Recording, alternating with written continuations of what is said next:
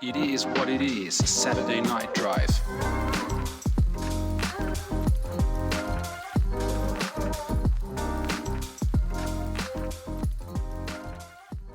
What a beautiful sunset! So people, it's that time again. We are back in the car and I have a confession to make. Do it. If you listened to last week's episode, you may have heard a little surprise at the end. Something loud, something very, very badly recorded.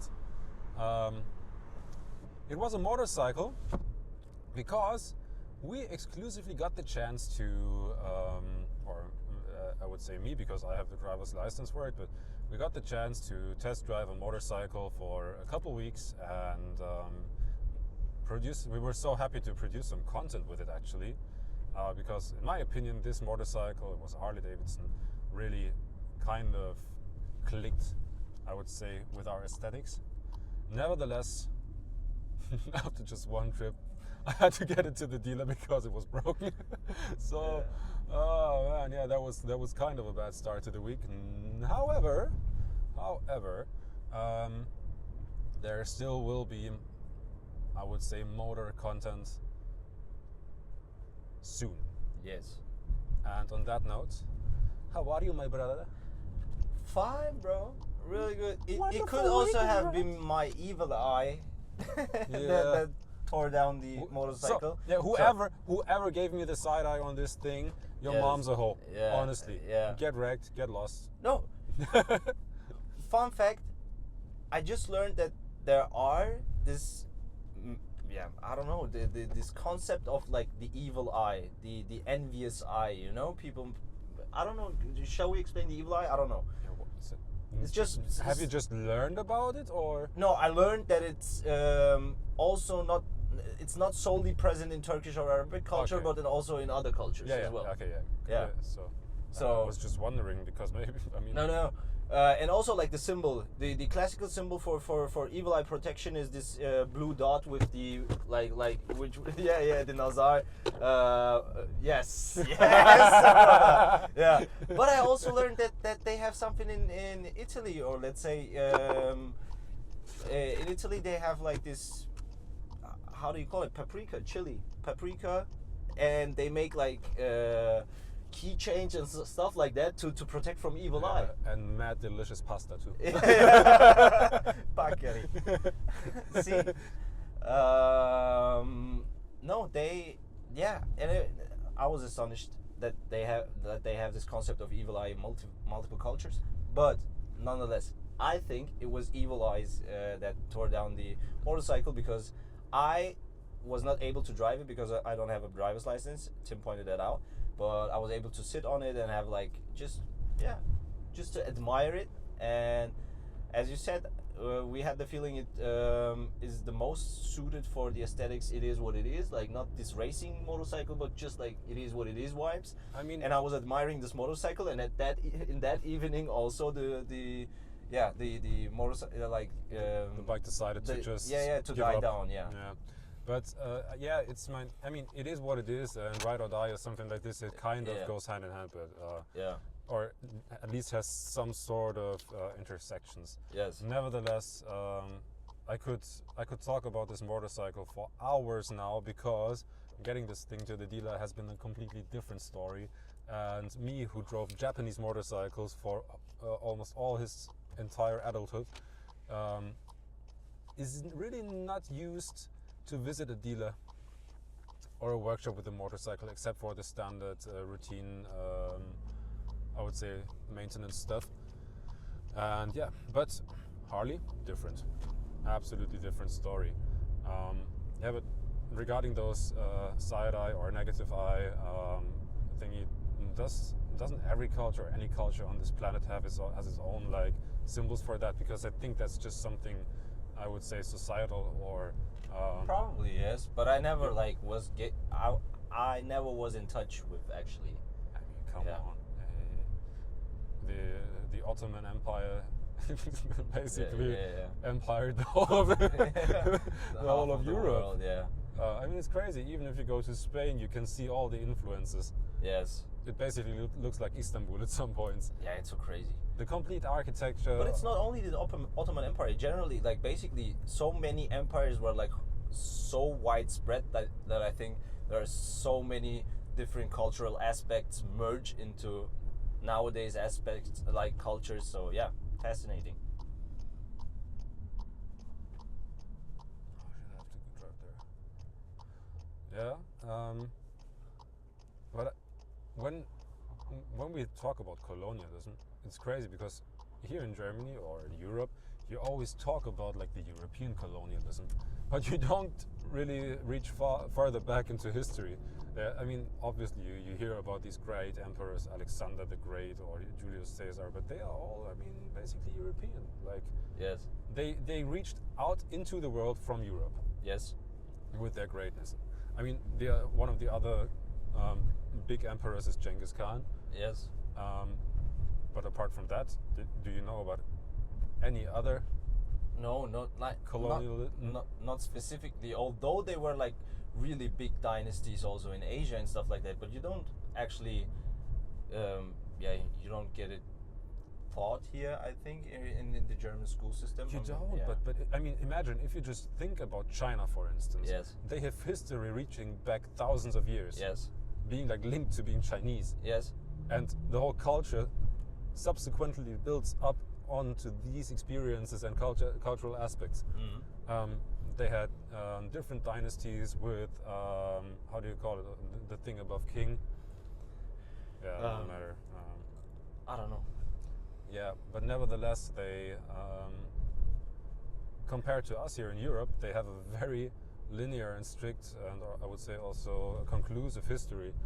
How things happened and how it builds up and formed like the next step of evolutionary history. And here in Germany or in Europe, it's completely different because everything was torn down in between, always, all the time. And Yeah. many things have been lost due to wars and conflicts and the plague. And in China, I ask myself sometimes if they think that we're stupid because we think the whole world turns around us here in Europe and we're like the center of culture, of world culture. Yes.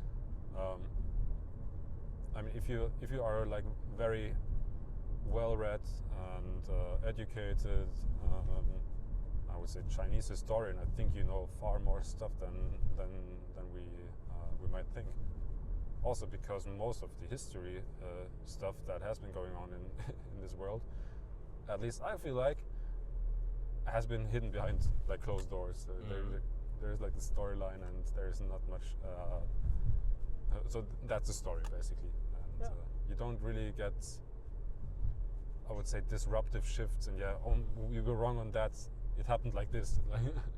Yeah, it's not even like learning about all the details because I don't expect anyone like living in Germany to know all the details about like Chinese history. But as you said, we have like this strict focus on European culture, Yeah. or let's say Western culture, and most of the time we neglect that other cultures have like a vast history, Yeah.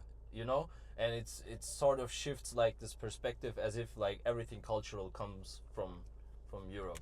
Yeah. You know, it evolves, as you said, it evolves completely around us, disregarding like many other cultures that have been like existent for centuries, decades, centuries. Yeah. Yeah, and I mean, I think one of the, I would say, most important things and visible things that also the Asian history and Asian culture has been present in Europe is the Silk Street. I mean, there has been trade going on for hundreds and thousands of years, only across this route, where it was, I think back then, basically only via this route possible to safely get from Europe to China and back. Yep. And you must imagine there have been people who said, whose life dream it was, yeah, I wanna visit like the Asian continent once and then get back in my home and then die. Like this, is, or even just I'm happy when I reach like the Asian hemisphere and then my life can end there. Yeah. For most of them, life ended on the route there Yes. to this place. And imagine like taking this. Nowadays we talk about taking risks. You know, what is the risk here? You can go to a different country and you have to learn the language. You have to settle in. You sort of have to deal with the culture, and that's it. There you had to travel for months and years to reach a destination. Yes. Talking about sacrifice. What is the real sacrifice here? Is there something comparable these days? No, but this is also, this links to your, I think that was the last time, or the time before that we talked.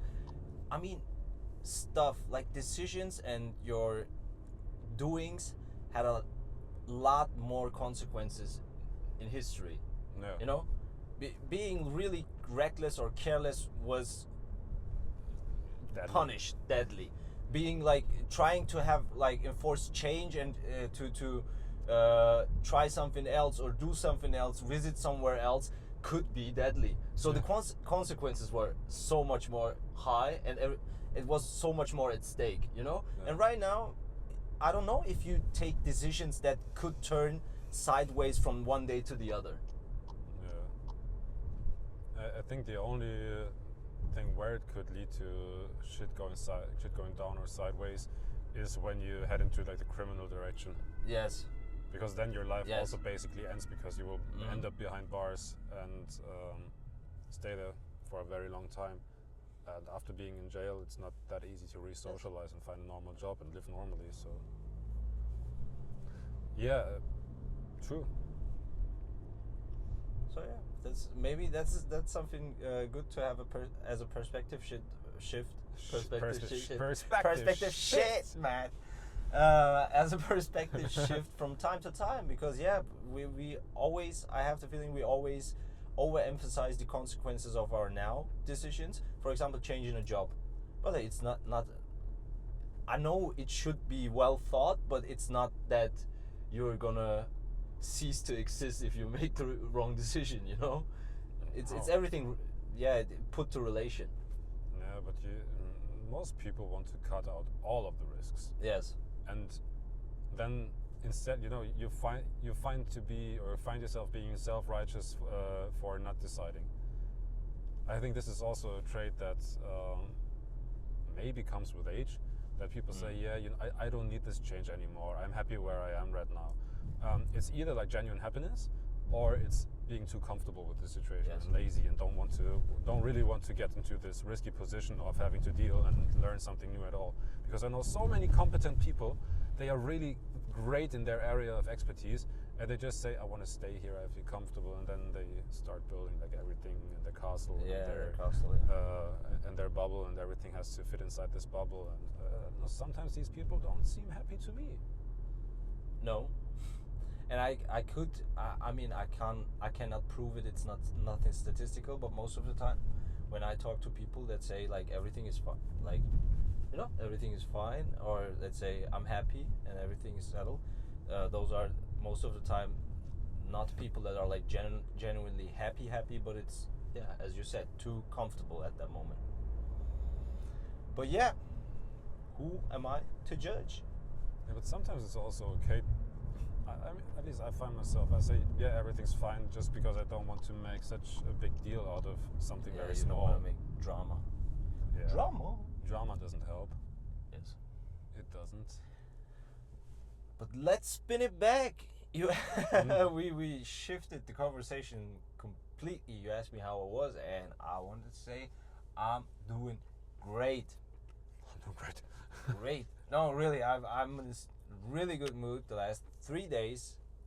Let's say the last 3 days, because before that it was still raining in Germany, and we have end of June, and the last 3 days the sun shining through, I just recognize how much of a vitamin D deficiency I had probably in my system, because I'm feeling so much more energetic and happy right now. I could dance the whole day. Dance. Like we did in the beginning, brother. Yeah. Oh yeah. No, it really. Yeah. I mean, for me, it's feelable. You know, We got it's to dance, tangible. brother. Yeah. Is there some event tonight I want to dance? Yeah. Well, I don't know. Maybe if Germany wins.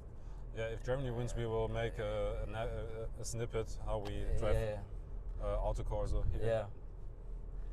And then we dance on the streets. Dance. I wanna dance, dance, dance, dance. And talking about dance, there has been one of our favorites, JT. No, Justin! I wasn't ready. I was really not ready to see it go that way. Did you see the mugshot? Yeah, he was. Someone compared it to the donkey from Shrek. Have you seen it?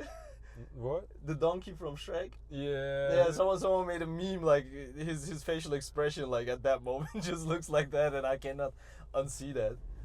No. Yeah, everyone who doesn't know, I think Justin Timberlake got arrested for DUI, Yes. driving under the influence of. Yeah. I think it was everything. Yeah, basically. everything. Basically, he was just doing a all-in combo. Do you know what he said?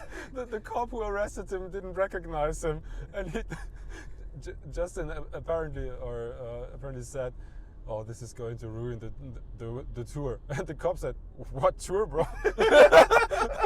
Justin, You meant your trip. yeah. And Justin that ass looked at him and said, "The world tour." Just imagine you're a police officer. You're just, you're making like a. Writing a ticket. You're writing a ticket for a DUI, and this guy who's obviously high is telling you, you ruined my tour, like my world tour. I was like, get the fuck out of here. You need to go in a sobering cell. You're gonna get a new tour. So much shit going on. Yeah. Well, yeah, maybe. Yes, but I wasn't ready because he was always like this. I don't know. He was. How do you call it? He was the R&B pop guy who didn't seem like the tough guy, and he didn't have this cliche of being notoriously the known for parties and He didn't whatever. seem like a crackhead. He didn't seem like it. Yeah. But on the other side, I mean, some of his girlfriends they turned up to be a crackhead, like Britney. Yeah. I don't know. There was also another one for whom it went downhill after dating him. On the other side, I really asked myself, how does he manage it at his age? Okay, he's not that old. I think he's 41 or 42. Yeah. How does he manage to get back on such a high frequency? Because he gained so much relevance and I would say visibility during the last months, preparing for his world tour and bringing out a couple new songs, reviving some of his old. And I think if you want to pull that off at 41, 42, and you know, he's an athlete, but still you're dealing with backache and you don't sleep that much at this age, and you have to work nights and days. How do you manage? It was the powder. Coke. Yeah. Coke is the answer. Yeah, definitely. Sometimes you just need to add one and one together, and that's it. Yeah. Yeah, but I think nobody's guilt-free. Yes. I mean, everyone listening, it's nothing. As you said, we're just making fun. It's nothing judgmental about anything at that point. Yeah. And I mean, I heard it only on social media, so maybe I'm completely wrong. Maybe It's he just was only funny, harassed by the cop, and he said he Planted drugs, yeah, but all of them. Yeah. The whole kit. Here we have some ecstasy. Here we have some powder. Sprinkle of some marijuana on top. Sir, you need to sell out the weekend. Holy shit! Yeah, crazy. He was like a fucking pharmaceutical. Now we have a case of DUI here. Yeah. His name is JT. All right, enough of it. That's Yes. That's basically. But regarding the relevance of Justin Timberlake, I don't know if I really don't know if it's somehow with these older generation artists, if there is the nostalgia factor when they go on tour that many people actually want to see them. You know, I mean, even if they don't have the relevant music right now on the market, it's still just this. Yeah, he was just for 10 years or longer. He was like the king of pop or R&B at that moment. Prince of Coke. So I don't know if it's just a nostalgia factor because, I wouldn't know right now that Justin Justin Timberlake is planning a tour or that he has any relevant music right now on the market. Yeah. Yeah, but there we are back in social media and the algorithm, because I really realized lately, simply because I clicked on 1 or 2 motorcycle posts, my whole feed was stuffed with motorcycle so content. crazy. But really stacked. I got Yeah. motorcycle advertisements. I have been recommended when you click into your search feed, and there's like the one feed, and you can see just on the top left corner, Yes. suggested for you, post Yeah. suggested for you because of your preferences. It was full of that shit. And I mean, if you are basically a kind of a Justin Timberlake fan, Instagram, TikTok, or whoever will just bombard you with this type of content Yes. and the information that's relevant for you. So if you forming a bubble goes extremely quickly, Definitely. almost as quick as getting pregnant. Sorry. No, but yeah, the algorithm of social media generally is scary AF. Yeah, we're all being It's not manipulated. scary. I mean, not scary in the way that I say it's That shit like is scary. it's magical and beyond comprehension. No, it's just like scary how they could get you hooked. You know, no, Oh. I mean, they get you hooked, brother. It's real. You know, there's this concept of rabbit hole of YouTube or rabbit hole of social media, where Yeah. you start scrolling, and the longer you scroll, the more the algorithm knows which video should play next, so you get on for even longer, and then even before you can recognize, you have spent 60 minutes, 1 hour, 1 fucking hour on the platform, YouTube, Instagram, whatever it might be. So yeah, it's actually something big, to be honest. It's something Yeah, major. But I would say Meta or Meta, Google, whoever. I mean, they know us better than we do Yes. ourselves. Yeah. I think we're really getting into this. We are knee deep or balls deep in this phase of time where our brain simply can't process all the amount of information any longer. Yes. Better than a computer could. And you know what's actually, you cannot, or with a lot of effort, you can only prevent it with a lot of effort, but I think you cannot prevent it, because I wanted to try out. You know, I made a new YouTube account so I can set it up, the algorithm, Yeah. with only relevant information. Like I was just watching for fixing car stuff, restoring some furniture. Yeah. So really just content that was, at least for me, a little bit meaningful, so I would get into this bubble. And I got into this bubble, but still the algorithm tried to sneak in different contexts from time to time. And even if it was, you watched 100 videos restoring a furniture, but the 101th was about funny pranks, Yeah. it automatically tries to feed you another sort of content, you know. And- And you get there so quickly. You know what I'm 100% sure of? Yeah. They even know that it's you because of your location, your IP Yeah. address of your device, and also the kind of clicking and hit rate. Yes.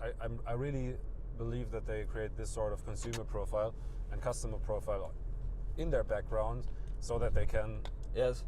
I would say, very precisely identify, yeah, that's Jan Alcada. He had a YouTube account a couple years back, and he had these kind of preferences. So we will feed him some of his old preferences, Yes. day by day, and, Yes. and see how he reacts. Yes. 100% sure that that's reality. Definitely. But what I was trying to get at is, it is, even if you start from scratch and you want to be aware with your social media usage, it is so hard to have a controlled social media usage.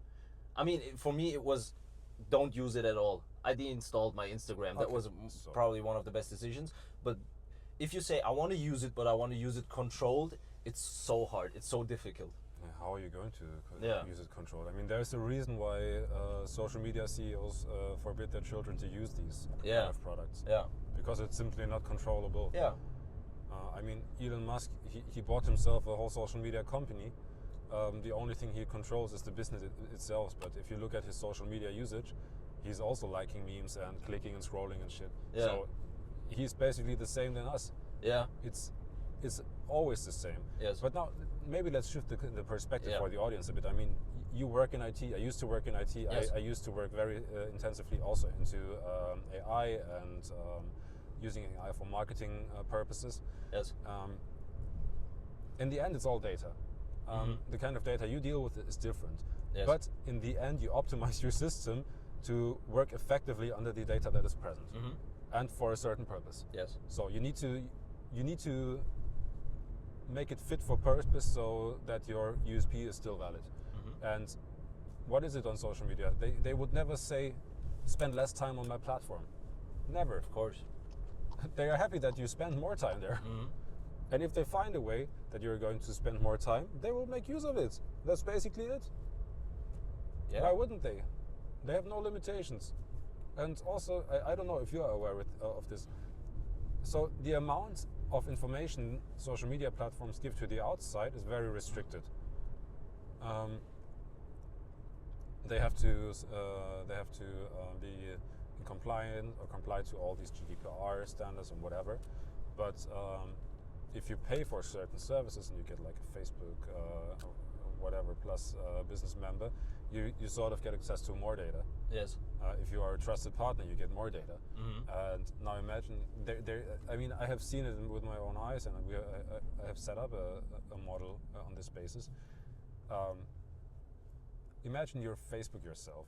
You have everything at hand, every single thing. Yes. I mean, Apple, for instance, they give a little bit more restrictive data to the other service providers, but everything that happens in the app, on the website, stays with Facebook or Meta or Google or whomever. Yes. But yeah, it's a big bunch of data. And in industry, I mean. But it's so much more impressive to actually I mean, data alone is not valuable. It's like the type of data, and also how you use it. You know, you have to harness, or let's say you have to put it to use in a logical, or let's say value creating way. So I think it's so impressive that they can gather so much data, so much different type of data, but also to actually refine this data to make it work. Yeah, but imagine how many people they have. Of course. They are such large corporations, and if they wouldn't be able to come up with some comprehensive use cases and products that they can sell, it would have been like a shit ton of money that they wasted. Yeah, of course. Because data only completely right doesn't get you anywhere. But packing it into a valuable product for your end customer, something different. But this is why they also pay like their engineers so much money, and why they hire only the best of the best, and why they have like great product organizations where they constantly think how we can monetize a little bit more on the data that we already have, and what kind of product could we use. And it's also basically the same with Microsoft at the moment. Now they have like this Copilot, and in my opinion, it's also it will make it easier for you to use your computer and set up certain stuff that you formerly have not been using, like creating Excel macros or whatever. It will simply get you to the goal a lot quicker, but it will also lead to getting more data out of you. Like, definitely. Because if you are now able to implement basically anything on your computer, even stuff that you have not had the competency to do before, using this Copilot, opens up a new field. Exactly, it opens up a new field, and they will even get to know more of you. Yeah. Only while using it. So yeah, we arrived. I said it. There will be this time where I think we're reaching this age where we have like these real-time translators, and there's no need to learn a language anymore. Probably, I think we will see that coming. Yeah. I mean, let's be real. This whole AI product debate, or let's say generally the development of consumer AI, let's call it consumer usable AI, not on the B2B scale, but really on the consumer market. This is something really big, and we are just at the beginning of it. You know. Yes. So the next years will be super exciting to see what we can reach for the consumer market actually with these AI tools, and generally with these assistants and smart, whatever it may be. So yeah, I think we will get there. Also, in combination with some kind of wearables, maybe, or something like that. I mean, who tried it? I mean, there are many companies who tried these wearable smart glasses and stuff like that. But now with AI, the opportunities also get a lot broader, let's say. So I think for the consumer market, it means that the next years will be super exciting. Yeah, and I also think that AI will rapidly accelerate the transition to Industry 4.0, Yes. for instance. Because one of the big arguments a couple years back has been, yeah, but there's so much manual information or analog information that we can't simply transfer to digital, and we need this information.